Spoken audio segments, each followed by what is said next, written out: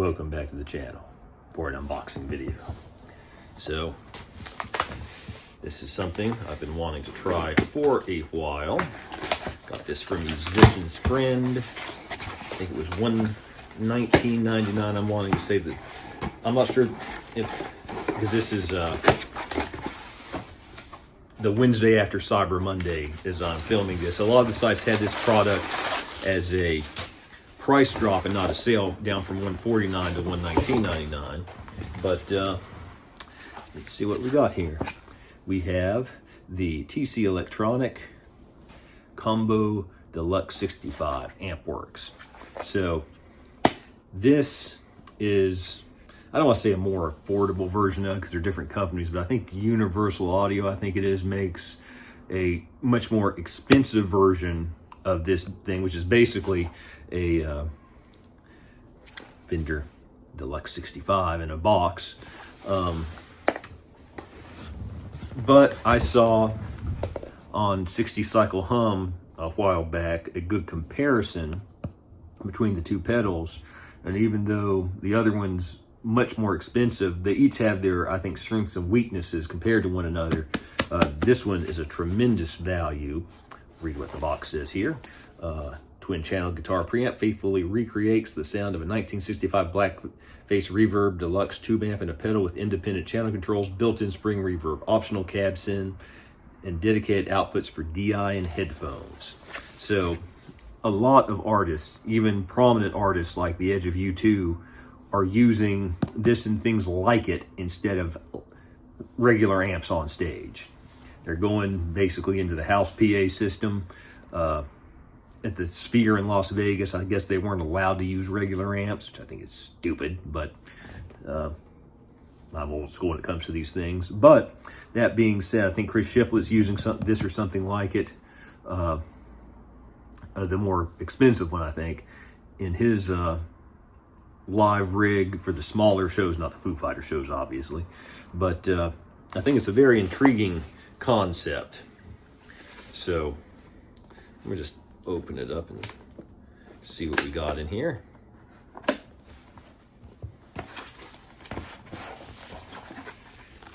Instruction manual.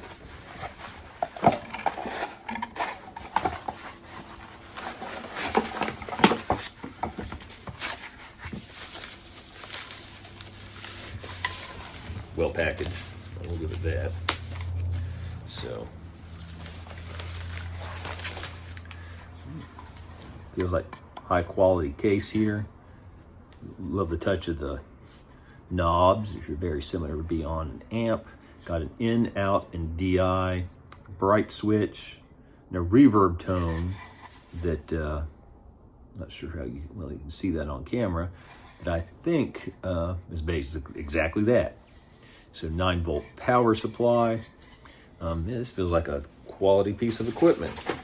So I'll just run you through a few things this can do, both using it as a preamp and as a DI. And I'm also going to compare it with the 65 Deluxe setting on my TONEX.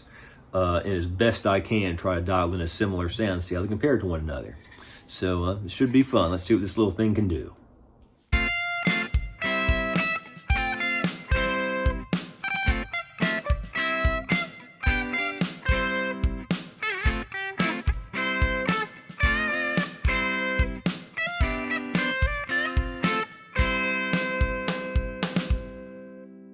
Okay, have the pedal set up. I'm going direct in to a 10-inch speaker because I don't think going into an amp with a preamp like this would sound the best. I don't think that's really what it's suited for. So the settings here, you can see the controls. The green light means it is the standard channel on the Deluxe. This is the vibrato channel, which doesn't have vibrato on it, from what I can tell, but has higher gain as it would on the original. So trying to get the EQ started at about 5 on everything. This is the regular channel. Bridge pickup, this Telecaster. See what it'll do.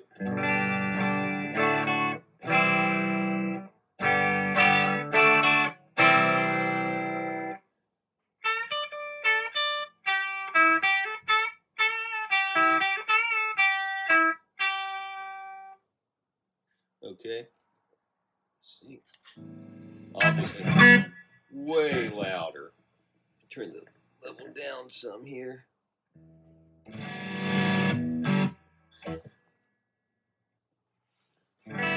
There we go. I think it defaults to the last setting when you go back and forth, and I was using something much higher gain, which is a good demonstration of what it does there. But now you can see where it's dialed in.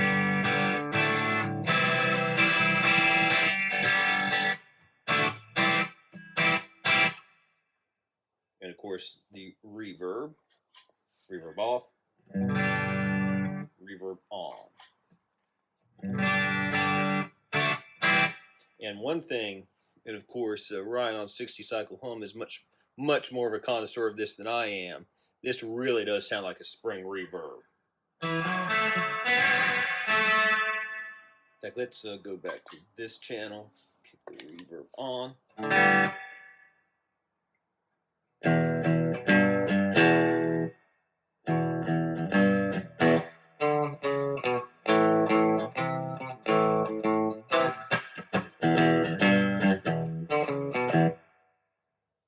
Okay, now turn the reverb down to a slightly more normal setting. Let's turn the level up just a little bit. Here's the gain on 7 on the regular channel.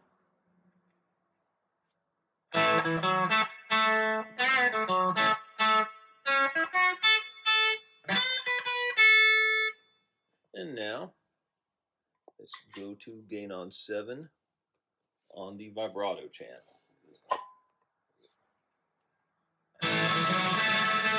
Of course, that's going back to, again, it defaulted back, so keep that in mind when you're switching back and forth.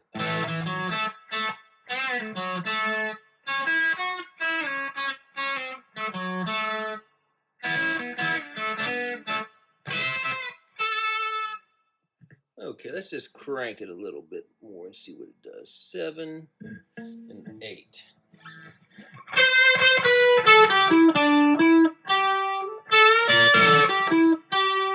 And I will say that made it louder than I like to play when there's other people in the building, as there are at the moment. So it can definitely pump out some volume through even not the biggest speaker like this.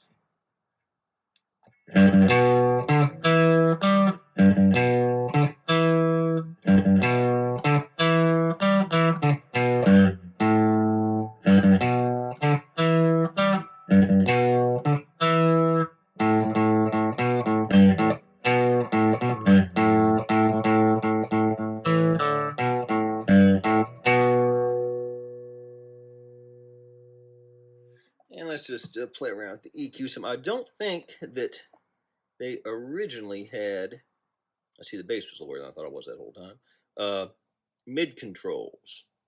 Let's just turn everything on 7 for the EQ. Which again, I don't want to overdo the bass because again, this is not the biggest speaker, but so everything else the same.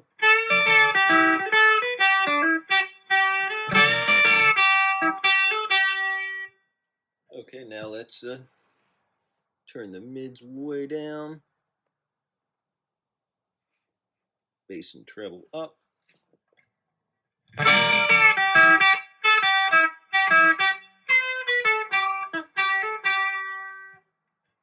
And now let's turn bass down to about 4, treble down to about 5. Let's just crank the mids up to about 8.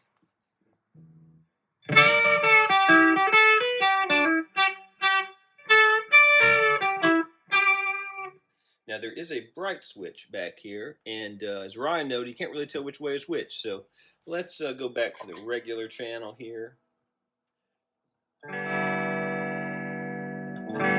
So this is in the position it's been in all along. Flip switch.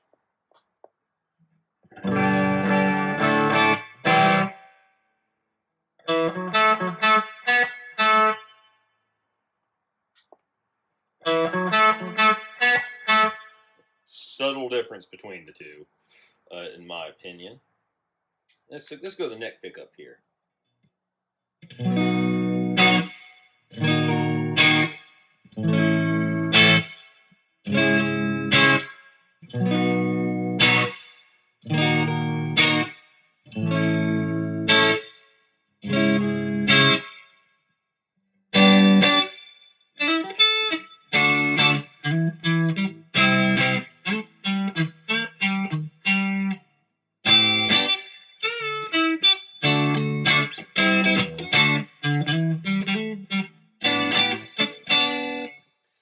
I have to say, I again agree with Ryan on 60 cycle hum.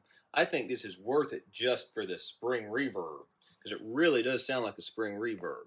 Now let's go back with the neck pickup.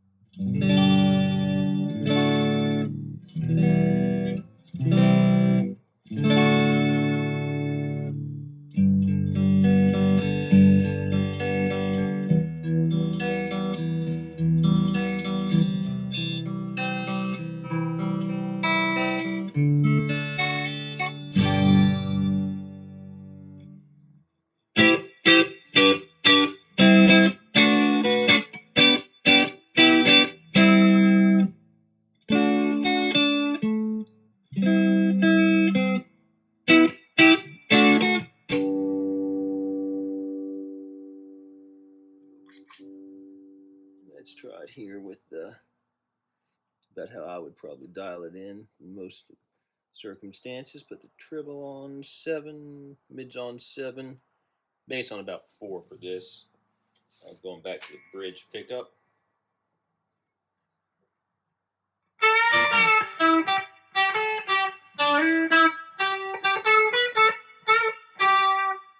Reverbs up a little bit high, but I just really like listening to it.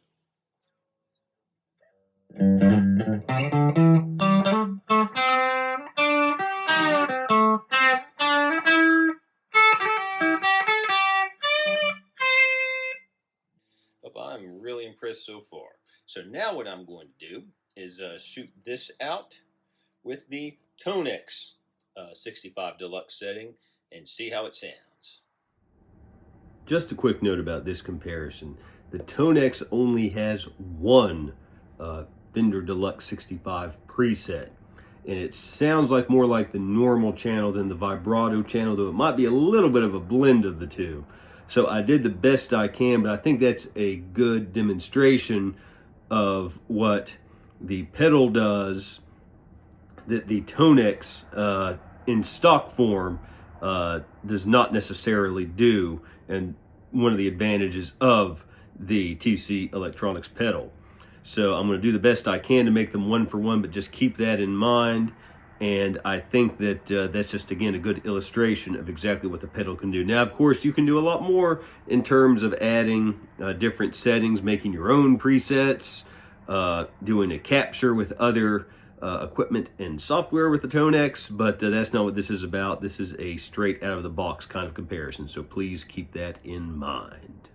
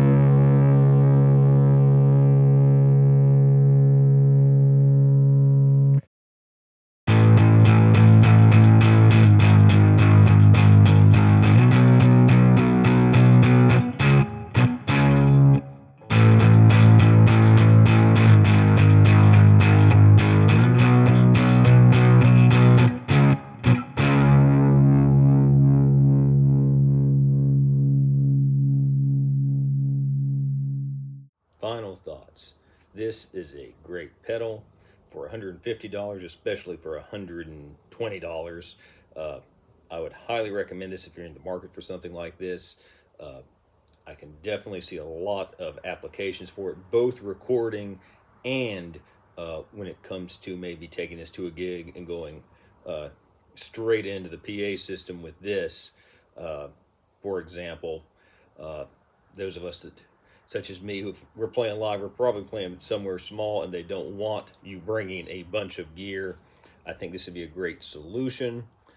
Obviously, the universal audio version of this is more elaborate. I agree with Ryan on 60 cycle hum. I think the reverb is better on this, and I love that it has a headphone out here. I think that's very useful. I think a lot of people are going to use this to go direct in, just playing in situations where they can't be that loud.